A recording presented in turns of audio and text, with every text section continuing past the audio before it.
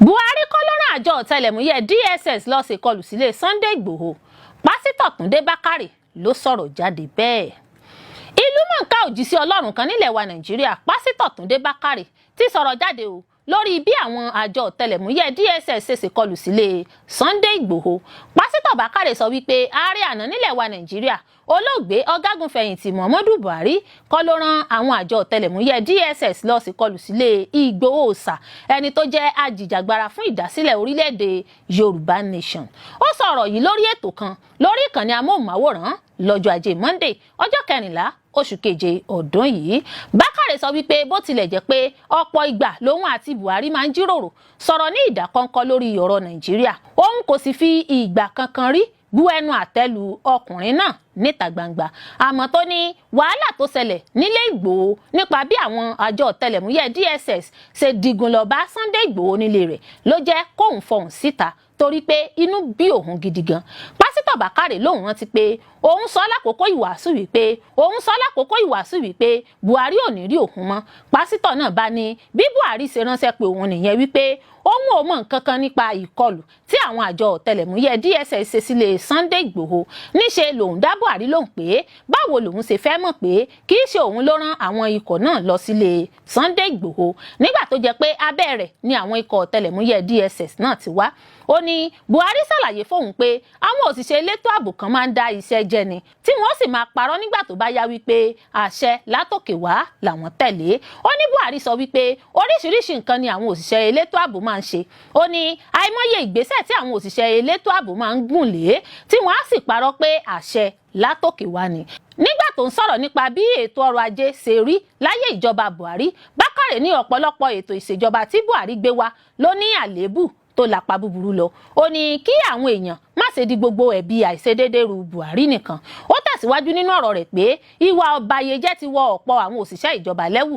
Ó ní ọ̀pọ̀ wọn ló yẹ kán máa gba atẹ́gùn lọ́gbà ẹ̀wọ̀n, àmọ́ ṣùgbọ́n tí wọ́n yan fanda káàkiri. Ó ní Buhari ṣakitiyan gidi gan láti tọwọ́ ìwà àjẹbánu bọlẹ̀, àmọ́ pàbó ní gbogbo ìgbìyànjú Buhari já sí.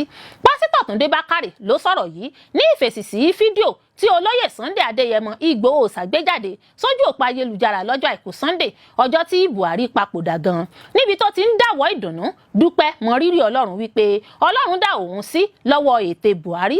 Sunday Ìgbòho ní Buhari tó jẹ́ pé òun ló rán àwọn àjọ ọ̀tẹlẹ̀múyẹ́ DSS wá ṣèkọlù sílé òun láti dá ẹ̀mí òun légbodò ló ti jáde láyé yìí, ẹ̀rùjọ ayé bí.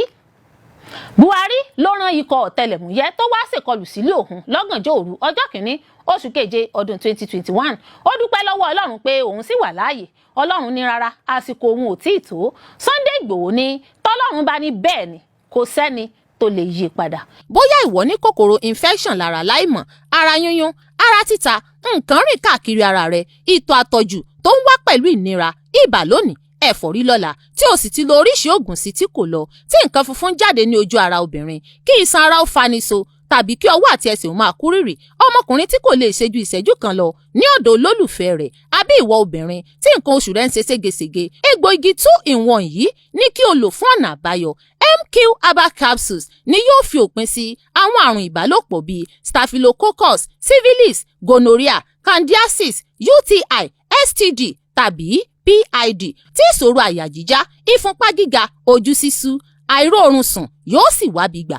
Ewé àti egbò pọ̀nbélé ni wọ́n fi ṣe egbòogi 2-in-1 yìí. Àjọ NAFDAC sì fi òǹtẹ̀ lu MQ capsules pẹ̀lú Mubat capsules. Òun ni egbòogi ajísan tí mú ọkùnrin tẹ àtẹ̀kànlẹ̀ yà kílala. Fóònù nọ́mbà yìí ni kí ẹ pè láti ra tiyín. Wọ́n ó fi ránṣẹ́ sí yín níbi tí ẹ bá wà lórílẹ̀‐èdè yìí ni àbí ní òkè òkun. Iléeṣẹ́ Mukadam Cousin Herbal Center Limited ló ń ṣe é, tó gún wá sí MKHC Building No. 3 Ìfẹ́lódù Community Block D Akéde Òkè Baálẹ̀ ní ìlú Òṣogbo. Ẹ̀ka iléeṣẹ́ wa wà ní Suite 2006 Ambis Plaza tí ó dojúkọ Corporate Affairs Commission Wuse Zone 5 ní ìlú Àbújá, Graceland Estate Ìṣẹ̀rí Ìdímù ní ìlú Èkó. Láti jẹ́ alágbàtà ẹ̀ kí ẹ̀yin náà sì máa rí èrè gọbọi, ẹ lè rí àwọn capsules rà ní ọ̀dọ̀ àwọn alágbàtà tó súnmọ́ àdúgbò yín: Ìkòròdú àti ní Lekki Phase 1, Ìbàdàn, Abẹ́òkúta, Ìlọrin, Àkúrẹ́, Adó-Èkìtì àti ní Súlèjà ní ìpínlẹ̀ Niger. Ẹ pè wọ́n sí orí ẹ̀rọ ìbánisọ̀rọ̀ yìí 08021230573. kàn sí wọn ní orí ẹ̀rọ ayélujára www.mukadamherbals.com fún ìtọ́jú tó péye pẹ̀lú àyẹ̀wò ara. Iléeṣẹ́ Mukadam Cosm Herbal Center Limited, ibẹ̀ ni ẹ lọ.